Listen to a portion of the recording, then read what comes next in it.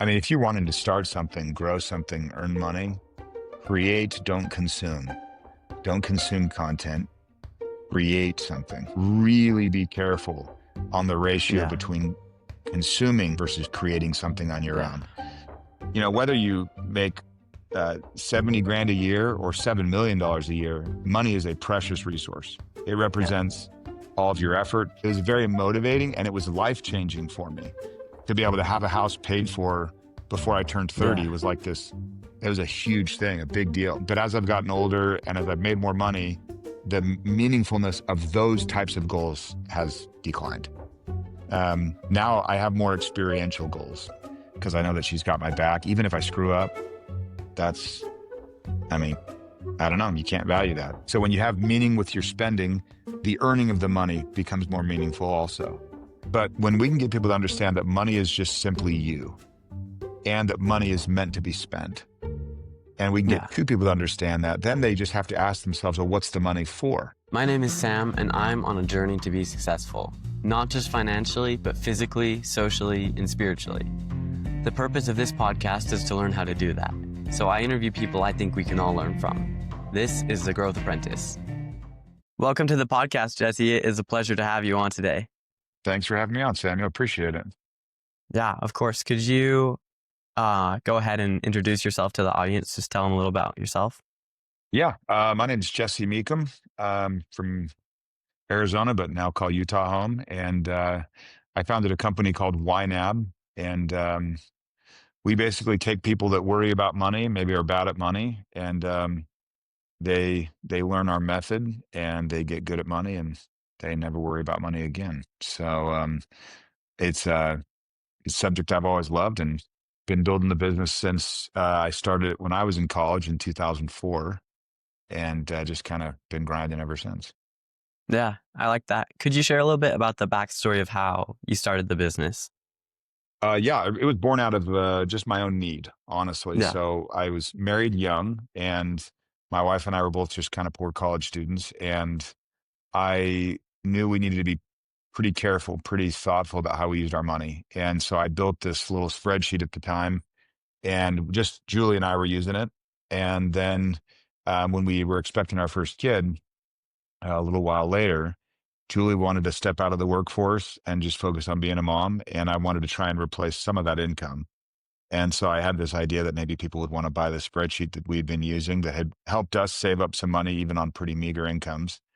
And that's how it was born. And the spreadsheet didn't last terribly long because as it saw success, we switched it to real software.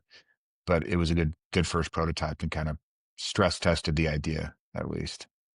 Yeah. Yeah. So if someone asked you when you were my age, I doubt you would have said, I'm going to be running a budgeting company in 20 Yeah. years or something like that.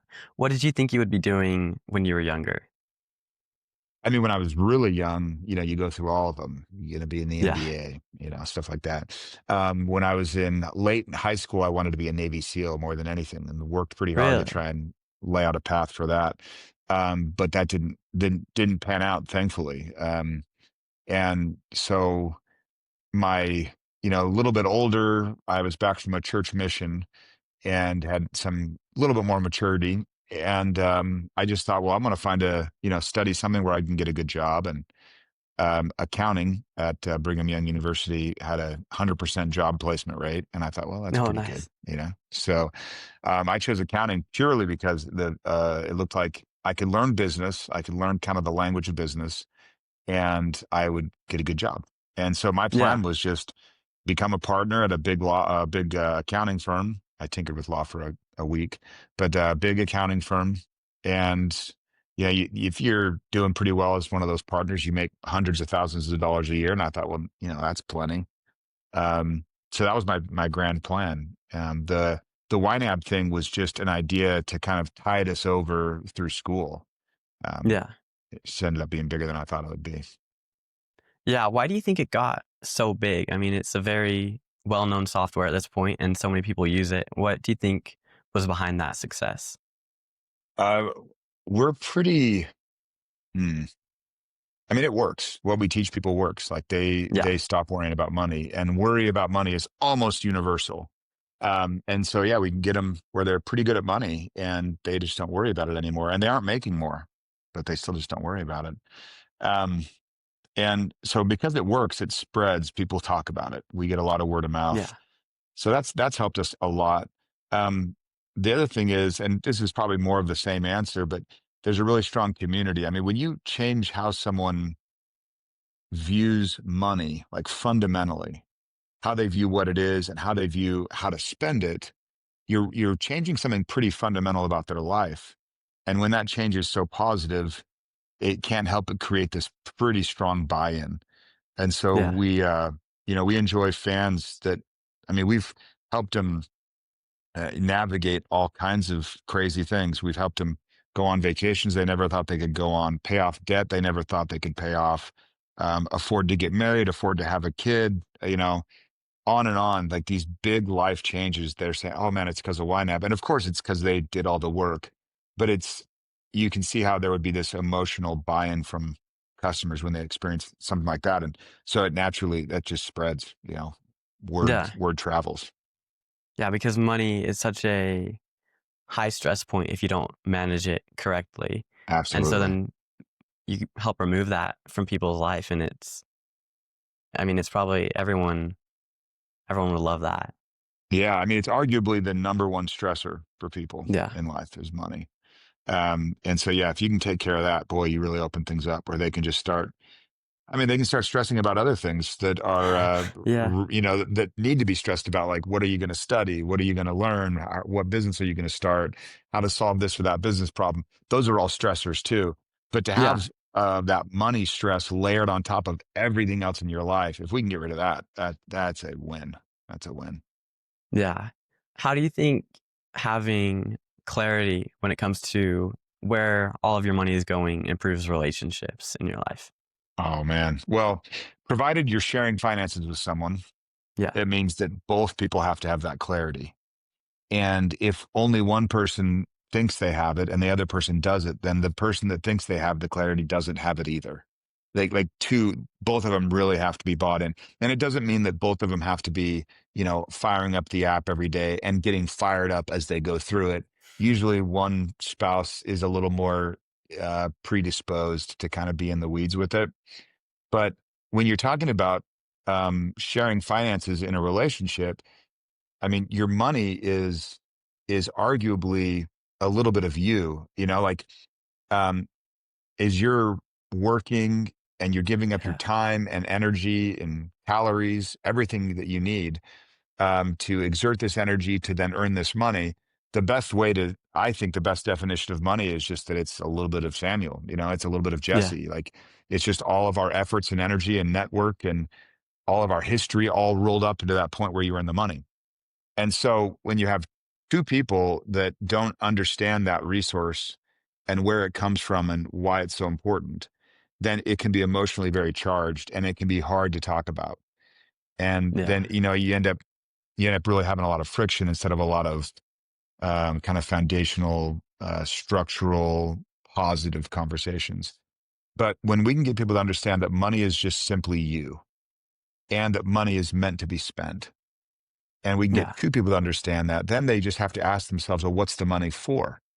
Because it's all for spending, but what's it for more specifically? And that's where it starts to create these conversations in couples' lives that are really more about the relationship and less about money. It's like, well, what do we want?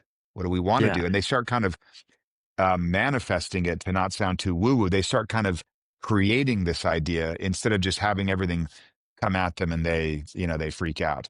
Um, and so that to have such an important part of life be understood by two people in the same way, it really unlocks them to be able to express themselves through money in a genuine, um, loving, a lot of times, loving way. And Yeah. we get rid of the main stressor in relationships, which is money. Yeah. I think that's really cool. I like what you're saying about how money is life because let's say you're working for whatever you're doing, you're giving your time and your energy Yeah. in order to gain that money. And then if you don't know where it's going, especially in a relationship, that would be a high stress point. But then having that communication between both parties is definitely gonna improve things a lot. I think that's really cool. Oh, absolutely. Absolutely. Yeah. You got Yeah. to know it's important and you got to know what the money's for. And if you know Yeah. those two things, you're good to go. Yeah. So what do you think guys my age should be doing right now to prepare for eventually when they're married and they have families in terms of Yeah. finances? I mean, that one, well, I still say those two principles, you got to know that money comes from your efforts and Yeah. your everything. And so when you see that money in your bank account, you can't just be like, oh, look at that. I got $1,000 in there. It's got to be like that represents me and all of my effort and energy. And so it deserves this level of respect that we sometimes don't give it. It's not meant to be just a tool or meant to be managed or just some kind of chore. Like money is this fundamentally um, in just super important thing in life, and it's not going away. So you No. recognize that, and then you just need to ask yourself that question of what's this money for? And we have ways of teaching people more specifically how to ask that question, but and I don't need to Yeah. go into that, but the idea is that they're thinking about not just money in a new way, but also how they spend their money. And for someone your age, your needs are going to be wildly different than mine, although Yeah. they were pretty similar back when I was your age. And you're going to be looking at, if you want to start a business, like, well, will you need money for that? I'm a big fan of bootstrapping, so I love the idea of you being able to start small and control your own destiny in that way. Or if you're courting someone, and I mean, you're going to need money for that. Or Yeah. you want to start a family, you're going to need money for that. Not as much as everyone says. I'll just say it right now. Like people think kids are so wildly expensive. Only if you buy everything everyone tells you you need to buy, but um, they're not that expensive. But um, asking yourself, the best thing you can do is just to ask yourself regularly, what is this money for? Yeah. And when you do that, you feel this purpose that then lets you say no to things that just come along that, I mean, classic example, Samuel's eating out. Everybody, Yeah. sometimes I feel like my whole business is just telling people, hey, did you know how much you eat out? And they're like, oh my gosh, I had no idea. And then they stop and then they pay off all their debt. That's kind of the whole story. Um, but you find out where money's going that you don't care for, and you start to redirect it toward things that you do care about. And that it doesn't all just mean things that are super important or things that are right. It means Yeah. like things that you care about that where you want to spend your money. Nobody gets to tell you what to do with it except you. Yeah. And I almost feel like if someone eating out was something they really enjoy doing, at least know how much you're spending on it and Absolutely. Maybe allocate money spend for that. more. Yeah. Yeah. Maybe double down on it. Maybe say, how can I make this experience even bigger and better? Yeah. Yeah, I have a good friend of mine. He loves eating out, loves it. And he spends a lot of money doing it. But I'd never want to take that away from him. He just thoroughly enjoys it. Yeah. Yeah. Everyone has their thing when it comes to money Mhm. that they just love spending extra money on. What's that thing for you that you like to Oh man. spend money on? I have like several of those things, so it can get kind of spendy, I think. But woodworking's a big one. I love woodworking. Oh It's a yeah. break from the computer. So I love to get a new tool. I love to decide on a project based on a new tool that I'll need so that I can learn the tool. I Yeah. love playing golf, and golf always wants to take your money. It's like there's always some new gadget, new training aid, new something. Um, and I love travel. I love travel with my family. I love travel with my wife. And I like to travel, what do you like? Yeah, pretty bougie, like I like to like make it really nice. So when we travel, like we Yeah. kind of go big with it. Um, and then on the flip side, I don't eat out almost ever. I just don't find any value in it. Yeah. I stay fit, so I don't spend a lot of money on any kind of healthcare yet or things like that. Thankfully, um, we spend a good bit on groceries because we like good food, like healthy Yeah. food. Um, I'm not a big sports guy, like watching sports, and so you won't find me doing anything there in that way. Um, so yeah, it's just the few hobbies I have that I like to really lean into them. Like really Yeah. do them well, and maybe even take it a little too far. But that's all part of the fun of it. Yeah. So I'd say woodworking, golf, and travel. But those, I mean, you can spend a lifetime and a lot of money in those three Yeah. things for sure. Yeah. Yeah. I like how you were able to talk about all these things that maybe you spend a good amount of money on, but there was Yeah. no stress or guilt there because you've already planned it out and you know where your money's going. Yeah, absolutely. Yeah, I haven't done any woodworking for a little while, and I don't remember how much I put in each month. It's not a ton. I think it's a couple $100.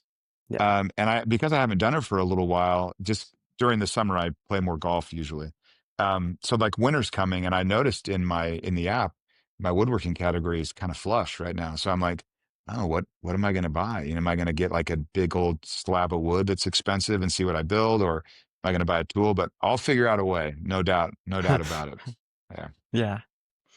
So a mindset I kind of had for a while is instead of worrying about a budget, why don't I just make a ton of money and spend whatever I want? yeah, Um, yeah, and it seems good on the surface, but then the reality of that is you're going to spend as much money as you have. And you talk about yeah. sometimes you'll have clients who are making millions of dollars and they still have money problems. Why do you think people should still be conscious of where their money is going, even when they're making high amounts of money? Yeah, I mean, well, the person that makes crazy amount of money, that's a precious resource. Whether you make 70 grand a year or $7 million a year, money is a precious resource. It Yeah. represents all of your effort. The person that's making 7 million, it represents probably their effort and all these other people that work for them, their effort, and the people that work for them and their effort. I mean, you're talking Yeah. about some serious economic output to generate a $7 million a year income. Or you could take some sports star, some all-star pitcher. Like the number of people that can throw a pitch the way that guy throws a pitch, there's so minuscule that they're making a lot of money, right? Yeah. So when you're making all of that money, the more you make, the more important it is that you answer the question, what's the money for? Not less. Yeah. Because we're talking about answer. Like it's like you and I could be like, okay, we'll make 70 grand a year and we'll allocate it and we'll set aside money for a house and we'll set aside money for food and kids' clothes and whatever. And we could have like this pretty cool scenario. And we could do that with 70 grand pretty easily. It doesn't Yeah. go, I mean, terribly far. But if I were to be like, all right, Samuel, same exercise, but we're going to tack two more zeros on it. What's this money for? 7 million? And then you're supposed to tell me, oh no, Jesse, it doesn't matter because our house, our clothing, our food's all covered. So we can just kind of waste the rest. I use the word waste very carefully because one person's waste is another person's want and Yeah. desire and treasure and love. So by waste, I mean not directed, not intended. And someone that's making 7 million a year, think about what they could do with a little bit of intention and direction behind that money. I mean, heck, start a charity if you want to give it away, or start a couple business if you want to employ people and build something, or Yeah. just think really thoughtfully about how you want to spend $7 million. Um, but I guarantee that thoughtfulness, that intention, um, that ability for that person to express themselves through that precious resource, that's what we want. We want that person to be authentically um, sending out that monetary energy, you might say. And if you have 7 million, it's all the more important that you ask Yeah. yourself, what's the money for? Yeah. The guys Would you with say that? 70 grand, it's like, okay, you could just, Yeah. it's an easy problem to solve. 7 million, that's Yeah. a hard problem to solve. Like that's because you can go any direction you want. So yeah, don't let anyone ever tell you, I make enough money, I don't have to worry about it. Um, The reason they're not worrying about it is because they're being thoughtful about it. But I know so many people that make so much money and they worry. They genuinely worry about it. Yeah. That's that's interesting that it doesn't get easier because it's pretty easy to figure out where you're going to put that 70 grand. But Yeah. once you get on a Money's an bigger easy scale, problem. it's like there's only so much you can spend on clothes, food, and housing. Yeah. And And then then it's what do like, you well, do with it? do you want a cabin? Do you want a boat? I did this the other day with my daughter because she was saying we were talking about how much $1 billion is, Yeah. and I said, well, let's just live off the interest of $1 billion. So we'll call it 40 million. And I was telling her, okay, you'd probably have about 600 grand that you could spend on a regular basis. I don't remember what the math worked out to be, but she was like, "Oh, I would totally buy a ton of gum." And I was like, "Well, she's 9, so I'm like, well, okay, you bought $100,000 of gum, And then tomorrow, what are you going to spend $100,000 on? Right. And she's like, oh, well, I would buy clothes. Like, all right, what are we going to do on Wednesday though? We've covered Monday and Tuesday. Now you have a new 100,000. And I was playing catch with one of the other kids, and I was like, "Get out a piece of paper and start writing stuff down." So she grabs this piece of paper and she starts writing things down. And she's like, "I'd buy a house." And I said, "Where?" And she goes, "Maui, New York, Florida, Utah," and she said one other state. And I was like, "Okay, now she's starting to see how much money that really is." And then I was like, "Well, who's going to take care of the houses?" And she goes, "Oh, I would pay people." And I'm like, now she's getting to the point where, ultra wealthy people get, where it's like, oh, well, there are ways to spend this money. But it was Yeah. interesting to see her struggle to even come up with meaningful ways to make a dent in that money until she Yeah. really got, pretty far off the rails. Um, so I love the problem of, or the question of what's this money for, because you get to see what the person cares about, what drives them, where they derive energy. You get to see all that come about and be expressed. Yeah. So you have rich people that are like, we're going to space or whatever. It's like, okay. Or you have a rich person that's like, I'm going to start this business or start this charity or save this river or name your thing. Like, good on them. Look, we need Yeah. that. We need all those people doing that. Yeah. I think that's funny. Like it's so hard to spend so much money, especially when you're younger. The what you think money could be spent on is different. Yeah, So you're talking absolutely. about $1 billion, and I feel like a lot of teenagers, especially, like, oh, I'm gonna be a millionaire. I'm gonna have $10 million when I'm older. But that almost seems to be a goal that is you don't hear a lot of younger kids saying that until they start being almost indoctrinated. Have your Hmm. goals changed from when you were my age, and Oh how are they yeah. different now? Yeah. I remember thinking like, what's the number, $1 million, $2 million. Like, I mean, the 4% rule would tell you if you have $2 million and then it's going to generate 80 grand in income that will never stop, right? It will grow with you as you get older. It'll be in perpetuity. And I used to just think to myself, man, if you had 80 grand for doing nothing, like like your problems are solved. And then you just keep, you keep living and you keep figuring out ways to spend money. And you think, man, Yeah. 80 grand, that'd be kind of tight. I think I'd like 160, and you can chase that train for so long. So yeah, my goals changed. Like literally my number goal. I remember I used to have a goal to own a house free and clear, and I hit that goal. And then it was kind of like, well, now what's my goal? Yeah. And so I would give myself this other monetary goal and I would hit it. And now I don't do monetary goals anymore. Because at some point you just realize it's you're just gonna hit it and then make a new one. Yeah. It feels a little bit shallow. Early on, I'll say this, early on, it was not shallow. It was very motivating and it was life-changing for me to be able to have a house paid for before I turned 30 Yeah. was like this. It was a huge thing, a big deal, really meaningful. But as I've gotten older and as I've made more money, the meaningfulness of those types of goals has declined. Yeah. Now I have more experiential goals. Like I have goals with me and Julie, like what we want to do together, just the two of us, away from the kids. Like where do we want to go? What kind of trips would we want to do? I Yeah. have goals around what skills I want to learn. I'm trying to become better at chess right now. That does not take any money, but it's terribly hard.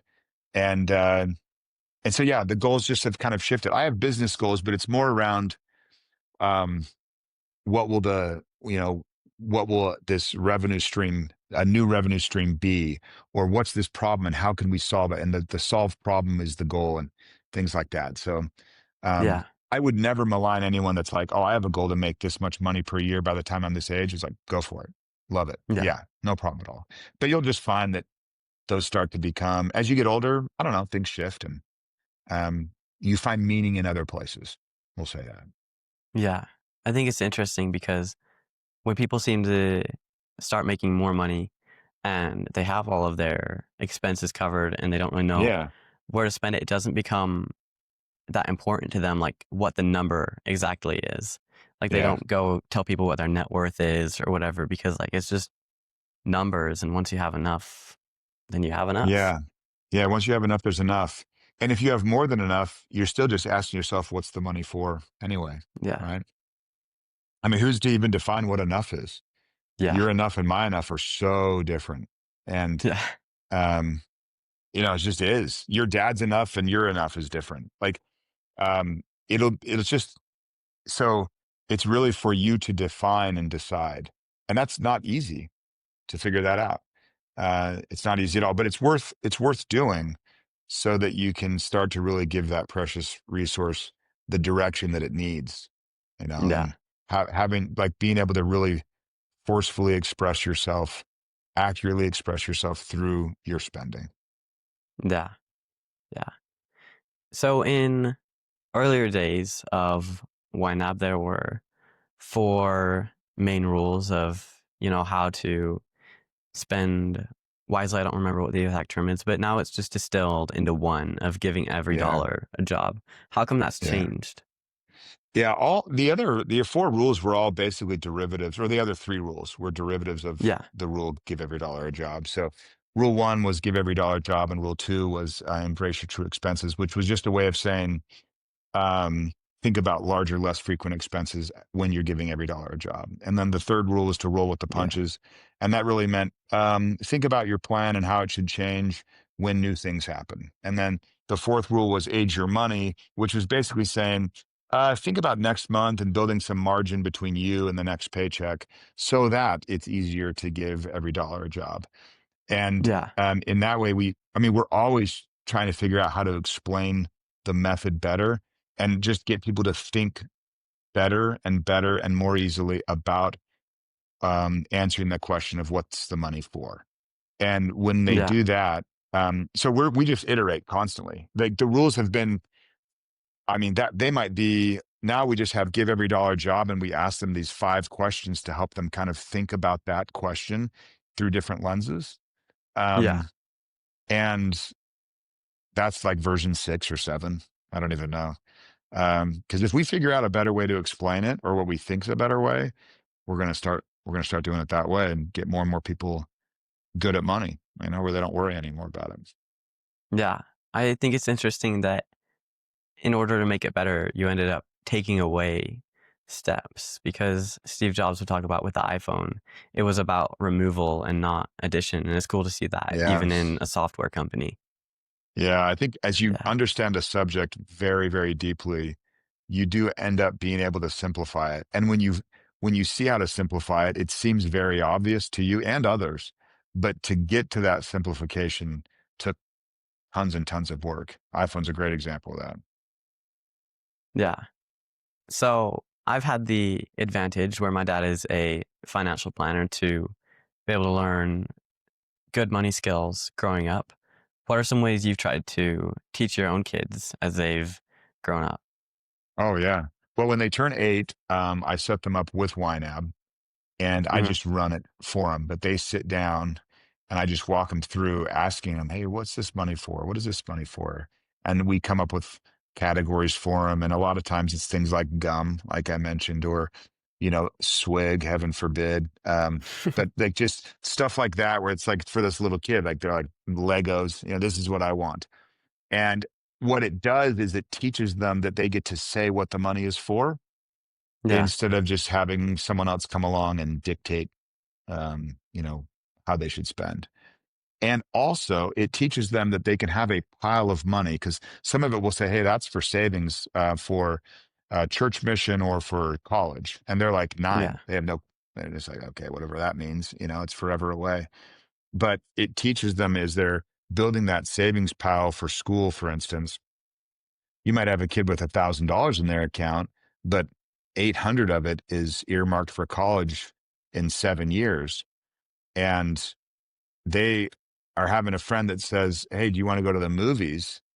And they're looking at their plan and they're seeing that they only have $200 that's available for like spending, and 150 of it they had earmarked for clothing or something like that. And then they've down to 50, and 40 of the 50 they had earmarked for eating out or something. And then they're like, oh, I only have $10. Is that enough to go to the movies? And Yeah. when you have an 11-year-old saying, I only have $10 when their bank account says they have 1,000, Yeah. you've done something well. You know that you've taught them that they're dictating what the money is for and they're seeing it correctly. It's very gratifying to see the kids come to that conclusion. Well, they'll be like, "Oh, I don't have any money," and I have access to their bank account. Like I know they have money, but they'll say that phrase like, "Oh, I don't have any money for that." And it's like that is exactly what we want. That's That's it. so So cool. I've mainly taught them just the YNAB method, Yeah. and then Julie and I try and model. We try and model it really well, and then you focus a lot on. I mean, I give them some books to read too, like some investing books, kind of basics where they need to learn how the market works and things like that. But most of the time, you really got to teach them like these basic money skills, and then be honest, work hard, and you'll be okay. It'll work out Yeah. just fine. Yeah. I like how even having, even as a kid, they know what their money is for, and they've realized at this point there's a concept. It's whenever you're saying no to something, you're saying yes, or whenever you say yes to something, you say no to Yeah, something else. yeah, And that's so true with money because you can't have everything. You got to figure out where it's going. hmm yeah. It's a trade off when Yeah. people are using the app and they're putting money in category A, then it means they can't put it in category B. And it might Yeah. be the first time in their life that they've kind of become really aware of the trade-off that you mentioned, where it's like, hey, if you do this, you can't do that. And what's cool about the feeling the trade-offs is they start to recognize what they really care about.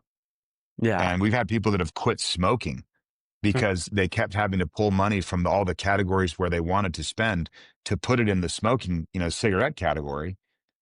And that feeling that trade-off, it's like, look at all the things I'm not doing because of the smoking habit. They had tried to That's quit so so many cool. times, and acknowledging the trade-off of the money was more powerful than the nicotine addiction, and they quit.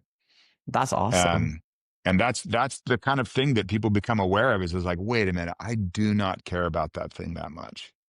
But they have to see what they're saying no to in that instance, and ask themselves like, well, what do I want to say yes to more? Yeah. I think that's really cool. A lot of looking at being such a well manager of money, it reminds me of the concept of stewardship. Do you feel like that Mhm. applies to how you manage your money?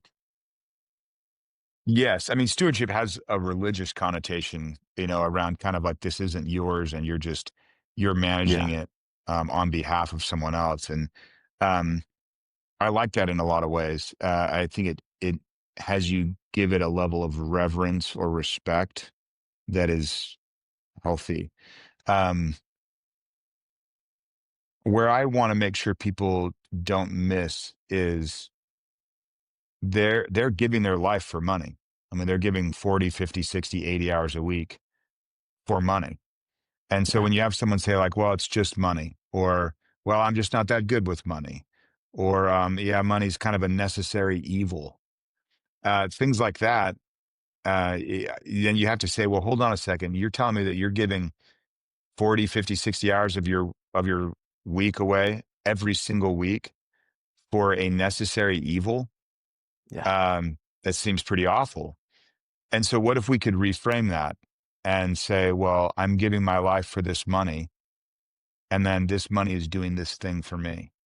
Yeah. And when you can start to flip it around, then suddenly even the job itself becomes more meaningful because Yeah. the spending of the money that that job gets you becomes more meaningful. And that chain just kind of stays attached. So when you have meaning with your spending, the earning of the money becomes more meaningful also.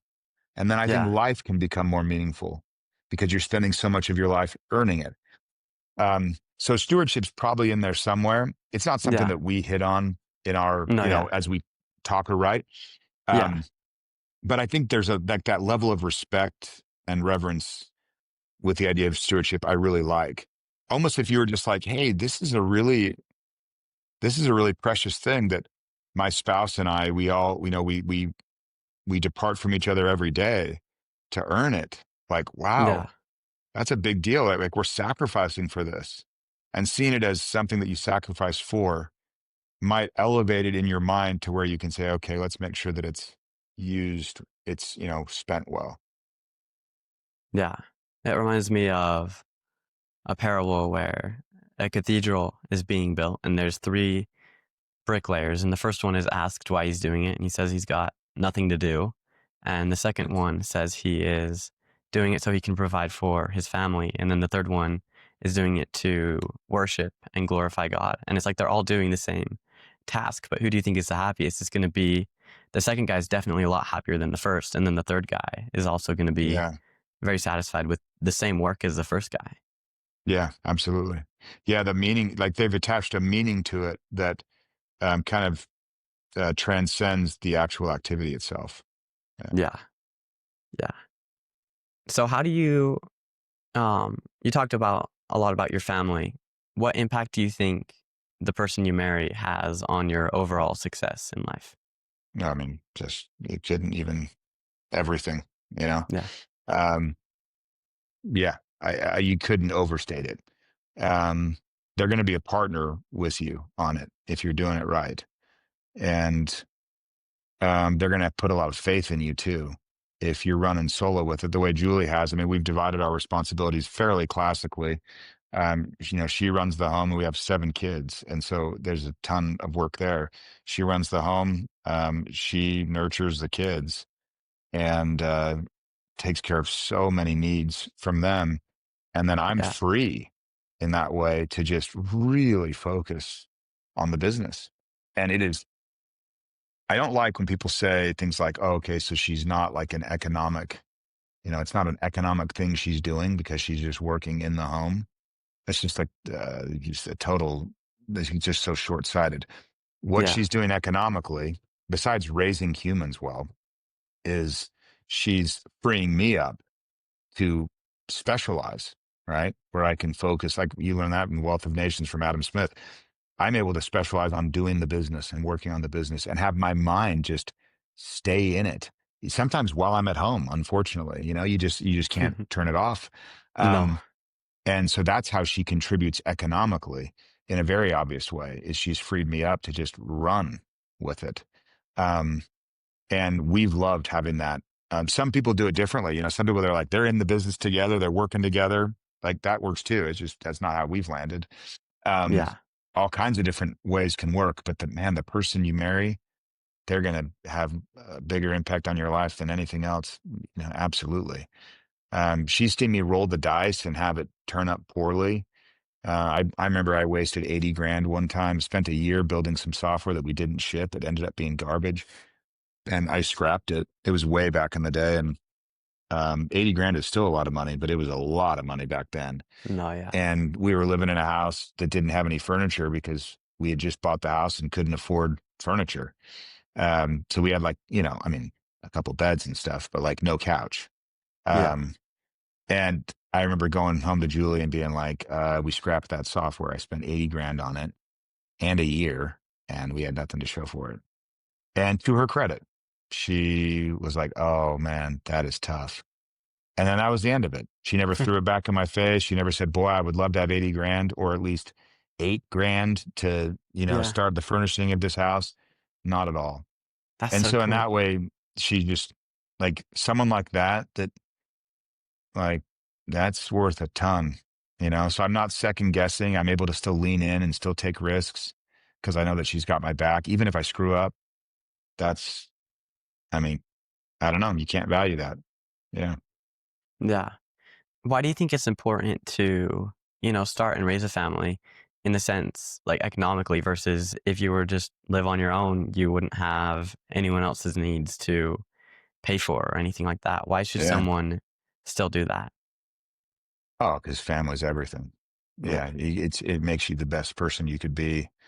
Um, it makes you more, or I should say less selfish than you otherwise would be, more selfless. Yeah. It keeps life interesting. It keeps you young because you see life through the lens of a little kid, and it gets interesting as they get older. It gets interesting as Yeah. they get older than that. Um, yeah, I just think that's why we're here is to raise good kids to carry on a legacy that's far beyond building a business. I mean, most businesses are going to disappear. Yeah. Even good ones, even really good ones, they'll just disappear. They'll be eaten up. They'll be bought. They'll be scrapped or whatever. They'll go under. And so is your legacy going to be your business? Like you mentioned Steve Jobs, the brilliant genius Steve Jobs and the iPhone. I mean, in 50 years, are people going to mention Steve Jobs? Probably not, or darn close Yeah. to very few. He won't be a household name, that's for sure. Um, there are so few people in the world or in history that we mention on a regular basis. Einstein, maybe he's mentioned, Caesar, I don't know. Um, Yeah. and most people just kind of, it comes and goes. The legacy you leave is the family. And then Yeah. they maybe do it a little better than you did, hopefully, if things work right. Um, so that's my legacy is the family. And you don't want to slow down on that just because you don't want the inconvenience of having to feed another mouth. I mean, Yeah. you're thinking so small and so short term if you think like that. Yeah. And then it's like One you have guy's all this opinion. money. Yeah. Yeah. It's, it's like, what's all the money for if you just have a Yeah. lot? What are you going to do with it? Yeah. And And you're then you're just back not to that going. question, Samuel, of like, well, what's the money for? You know? Yeah. So Yeah. you got to answer it still. Yeah. I really like that. So what advice would you give to people my age? And I would assume it's probably pretty similar to what you're saying of just give every dollar a job. Is there anything else of advice for young guys like me? I mean, if you're wanting to start something, grow something, earn money, create, don't consume. Don't consume content, create something. If you don't, I mean, here we are on a podcast. It's great to listen to a podcast and get some morning juice in you or whatever, get some motivation, but really be careful on the ratio Yeah. between consuming a piece of content versus creating something on your Yeah. own. I can watch woodworking on YouTube all day, and I've been known to watch a good bit of it. It's like meditation. Um, but it's one thing to watch it, it's another thing to do it. And one of them Yeah. teaches you, and the other one doesn't. And so that would be my other bit of advice for anyone listening to this that's young. It's like, don't consume stuff, create stuff and learn by doing. Like you don't learn by Yeah. podcasts or by books. You might hear a little tidbit and it'll steer you a direction, but where you're really going to learn is by doing stuff and failing Yeah. and then figuring it out from there. Yeah. I think there's a problem these days where it's easy to listen to a lot of, like, you can read the business books, you can listen Yeah. to the podcasts and feel like you're making progress while still not doing anything to improve your life at all. Yeah. Imagine if I told my son to mow the lawn and he's watching some YouTube short about how to mow the lawn. You're like, I'd really just like you to actually mow it. Yeah. And so much of the time we confuse, like you said it really well. Like you mistake consumption for progress. And they're not even close to the same thing. One's Yeah. actually probably detrimental to the other. Yeah. And I think there is like, you got to learn from others, but at one point, especially with this podcast for me, is like I could try and learn as much as I want by consuming content about podcasting, or I could just get started as fast as I can. Exactly. And I learned so much more in that first interview than I did from watching videos on what questions to ask or Yeah. reviewing what other people did. It was just, I had to do it. Yeah, you nailed it. That's exactly it. Like you are creating something in the podcast and you're the best. You're going to become a really good podcast host, a really good interviewer by doing it over and over again. Yeah. It's repetition is what Mhm. my and bishop, and he not being mentors me. satisfied with the progress. Like you should be listening to your Yeah. podcast and being like, what do I do better here? Or listening to yourself Yeah. speak and saying, wait a minute, I use this word that's always a filler word. I'm going to stop using that. And then you'll try and stop and you'll realize that it's really hard to stop and you'll work on it and you'll become better and better at speaking publicly, speaking extemporaneously. So yeah, that consuming your own podcast to nitpick yourself is a great way to Yeah. improve. Sorry, I Yeah. cut And you you off. could You were talking about a watch. mentor you had. Oh yeah. And my bishop was saying that you just got to keep doing it. You got to stay consistent and you're going to get a lot better at it. But I like what you're saying. It's like, you're not going to remove filler words or become a better speaker. Um, by watching a video that says you should do that. Like, you got to go Mhm. and look at what needs to be improved and then improve it. Yes. Yeah. Do you have any last message, any closing advice you want to leave with the listeners? My favorite definition of intelligence is by Jeff Booth, this guy that I listened to a little while ago. He was giving a speech somewhere, but intelligence is error correction. And as you're trying to grow, all you're really trying to do is just correct errors. That's so And cool. the only way you make errors is by doing things. And the only way you gain more intelligence is by correcting the errors you've made. And it is literally how we all learn all the time, from when we are learning to walk and speak all the way until we take our last breath. We're correcting Yeah. errors and gaining in intelligence. And I say that because I want people to know that no one knows what they're doing. Everyone's pretending and faking it. And that means you can do it too. You just fake it Yeah. until you not make it. You just fake it, period. All through life, just trying and trying and trying. And you'll find that you learn a lot along the way. And and so I would just urge people just to lean into the errors, lean into the mistakes, so that Yeah. you progress. Yeah. I love that. Thanks for coming on today and giving me your afternoon. I learned a lot. I think people that listen are going to learn a lot. Where can people go to learn more about you and what you do? I'm not on any socials or anything like that. Maybe no surprise, since I was railing on not consuming content. But Yeah. um, you can find us at YNAB.com. And if you're a student, like a college student, you get a year for free on us. So I That's would super encourage cool. people to just check it out, and yeah, just give it a whirl. See if we can change how you think about money, and then how you think about spending your money. If we can do those two things, I will consider that a huge success. Yeah. I love that, especially how you give college students who maybe don't have the money to purchase a software, you give them a year and that gives them time to really learn it. I think that's really cool. Yeah. Yeah. Well, thank you for coming on today. Thanks for having me. Thank you so much for listening to the show today. Really, I appreciate that. If you found value from this, then please share it with a friend, leave a review, and follow the show, because that will help us reach more people so we can all learn what true success is.